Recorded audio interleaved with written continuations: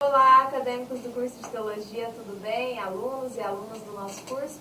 Hoje, dia 31 de outubro, dia da Reforma Protestante. E nós viemos aqui fazer um bate-papo, falar um pouco para vocês sobre esse movimento tão importante que aconteceu aí e que teve uma influência em toda a história que vem depois, né? A nossa história é influenciada por isso. Então, antes de falar da Reforma Protestante, quero trazer aqui para vocês, levantar a bola para que vocês pesquisem e instigar vocês a pesquisar sobre os precursores da Reforma. A gente sabe que a Reforma aconteceu em 1517, com Martinho Lutero, é o marco da Reforma, mas temos também pensadores que já 100 anos antes já começavam a levantar essas ideias de que a Bíblia tinha que ser escrita para que o povo pudesse ter acesso, que as indulgências, a questão da igreja, as teologias da igreja tinham que ser reformadas e tinham que retornar aos ensinamentos iniciais da igreja cristã.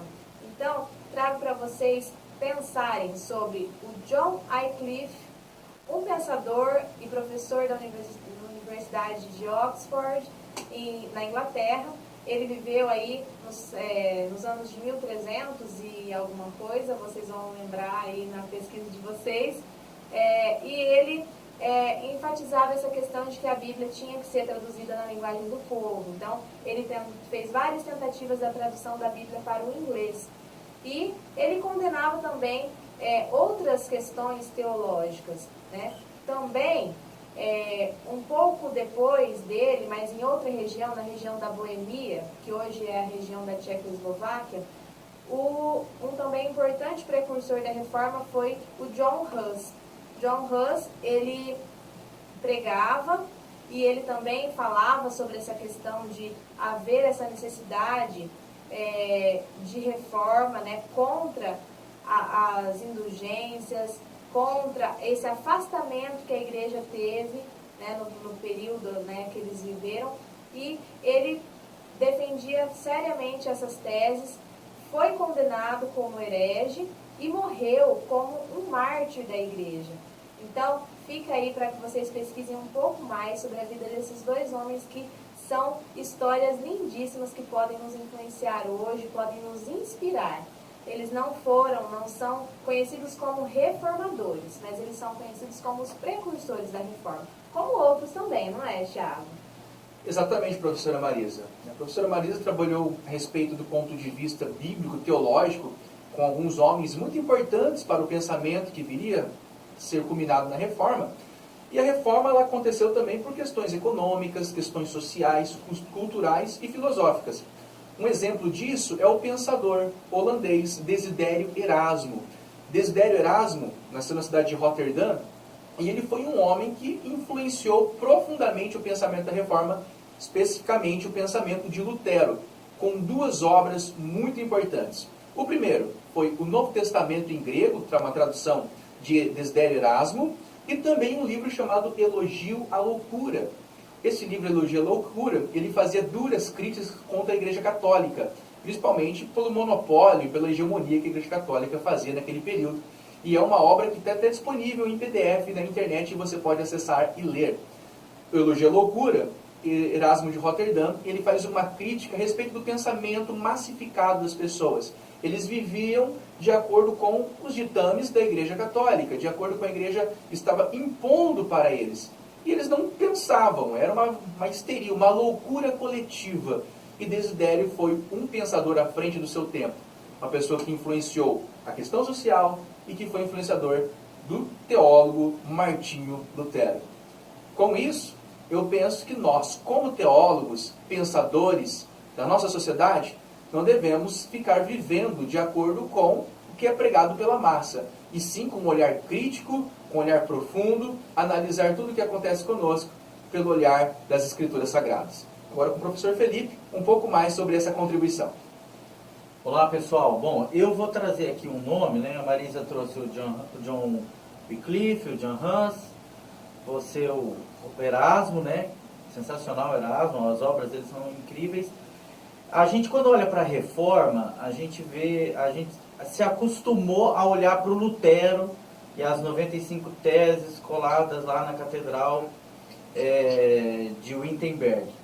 Mas eu vou trazer um outro nome aí para aguçar a sua curiosidade sobre o tema, que é o do Felipe Melanchthon, meu xará, meu parceiro, né? Tamo junto. O Felipe Melanchthon, ele tem um papel muito importante, porque a reforma ela acontece, como o Tiago disse, uma movimentação social também.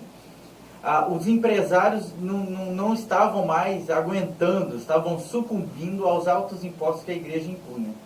E o Felipe Melanchthon articulava muito bem, caminhava com desenvoltura entre os proletários, né, os donos, né, e ele conseguiu assim preparar o terreno para que a reforma chegasse e fosse aceita por eles. Então, podemos dizer assim que enquanto Lutero cuidou da reforma em aspectos bíblicos, teológicos e até espirituais, o Felipe Melanchthon trabalhou no meio social, entre o povo, entre a sociedade, e quando a reforma eclodiu, ela foi abraçada também por essas camadas sociais. Então, o Felipe Melanchthon tem um papel muito importante. Eu acho que você vai lá, estude sobre ele, e você vai conseguir ver a reforma por um outro viés, que é tão importante quanto, né? Eu acho que fazendo um paralelo aí, se cabe uma comparação, né? Enquanto o Lutero estava na trincheira, o Melanchthon estava lá financiando para que ele pudesse estar na trincheira, né? Tem o lado aí da questão de financiamento mesmo, político e empresarial, né? Ele fez esse papel, né? Essa negociação, né? Com as várias camadas. E você, né, falando agora me veio à memória um fato muito curioso.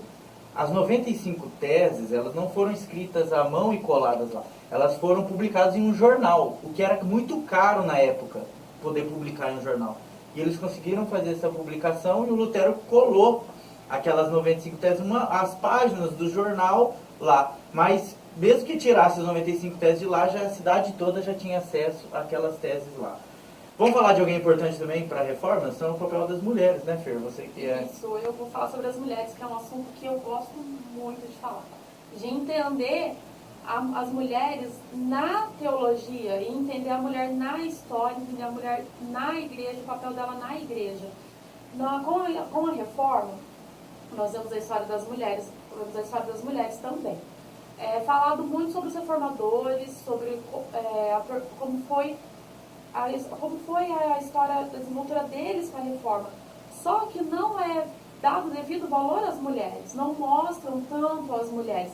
Falar sobre as mulheres na reforma é assunto para pesquisa, é assunto para TCC, porque é pouco falado, não só na reforma, quanto em outras áreas também.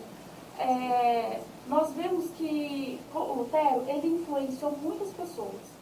Ele influenciou os monastérios, as freiras, e nós vemos que teve uma demanda muito grande de pessoas que deixaram os monastérios.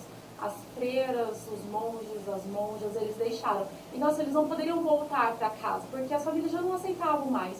Então eles seguiram os reformadores, eles foram atrás dos reformadores. E com isso, Lutero acabou conhecendo a esposa dele, que é a Catarina Vambora.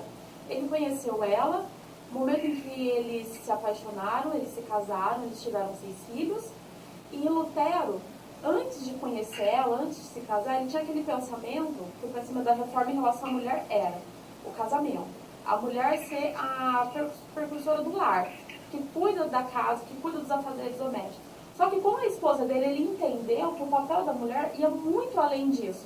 Porque ela foi aquela que ela estava com ele não só ali na manutenção do lar, da casa, dos filhos. Ela estava com ele também na reforma. Porque ela, enquanto ele saía para fazer o papel dele de reformador, de sair pregando e alcançando as massas, ela estava não só cuidando da família, mas ela cuidava das finanças, ela cuidava do patrimônio da família e ela também ajudava ele no pensamento teológico dele em relação à reforma. Ele não gostava que as pessoas discutissem ali com ele, mas ele deixava. Ela tinha essa liberdade de poder sentar e conversar e discutir e estar junto com os alunos dele também. Ela também era responsável pela publicação das obras dele. Então ele foi vendo que o papel da mulher, ele vai muito além do que a manutenção de um lar.